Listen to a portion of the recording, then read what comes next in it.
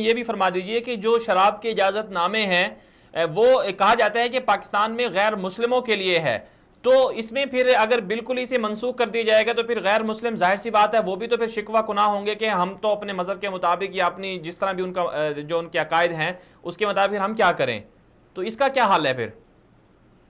गुजारिश ये है कि पिछले साल सिंध हाई कोर्ट के चीफ जस्टिस साहब ने हेयरिंग की थी और सिंध हाई कोर्ट के अंदर बाकायदा उन्होंने गैर मुस्लिमों को बुलाया था और गैर मुस्लिम वहां पेश हुए और उन गैर मुस्लिमों ने कहा कि हमारे रिलीजन के अंदर, हमारे मजहब के अंदर इसकी कोई इजाजत नहीं है। आप खुद देखें कि पार्लियामेंट का ये हिंदू मेंबर पुकार पुकार करके कह रहा है कि गीता में उसकी इजाजत नहीं है, मज़ाहिब आसमानिया में उसकी इजाजत नहीं है, किसी मजहब के अंदर उसकी इजाजत नहीं है। खुद गैर मुस्लिम वो ये कहते हैं और बार बार कहते हैं। मुझसे जाती तौर पर कई दफा मुलाकातें कई कॉन्फ्रेंसों में हुई जिसमें मैंने उनसे पूछा कि भाई आप बताइए कि क्या आपके मजहब के अंदर, आपके पेशवाओं की नजर में, आपकी रूहानी जो तालीमात है उनकी नजर में इसका जवाब है? वो कहते हैं बिल्कुल जवाब नहीं है।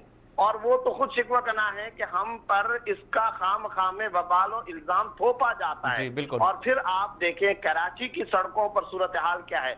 आप वाइन शॉप्स के सामने गाड़ी खड़ी करें और गाड़ी खड़ी करके वहां जाकर के तज्जिया करें, सर्वे करें, जायजा ले कि उन खिड़कियों पर और वाइन शॉप्स की विंडोज पर आने वाले जो नौजवान मेरे भाई और मेरी नौजवान बहनें, वो जब आते वो हिंदू होते हैं, वो सिख हैं, वो मजूसी हैं, कसरत के साथ मुसलमानों की तादाद है जो वहां पर आ रही है। हत्ता के तंग आकर अब खुद गैर मुस्लिमों ने कहना शुरू कर दिया है कि नाम पे तो हमारे परमट लिया जाता है और हमारे मजहब को इस्तेमाल करके इजाजतनामे दिए जाते हैं और इस्तेमाल तो सारे के सारे मुसलमान कर रहे होते हैं। तो इन सारी बातों को सामने रखना चाहिए। साथ ही मुझे इस बात की भी आप इजाजत दीजिए, मैं यहाँ एक नुक्ता ये जिक्र करना चाहता हूँ कि ये नई हुकूमत है, हम इंतहाई खुलूस के साथ इस नई हुकूमत के बारे में दिली तौर पर इस बात की ख्वाहिश रखते हैं कि ये पाकिस्तान की खिदमत करे, मुल्क व मिल्लत की खिदमत करे और पाकिस्तान में इस्लामाइजेशन की तरफ कदम बढ़ाए।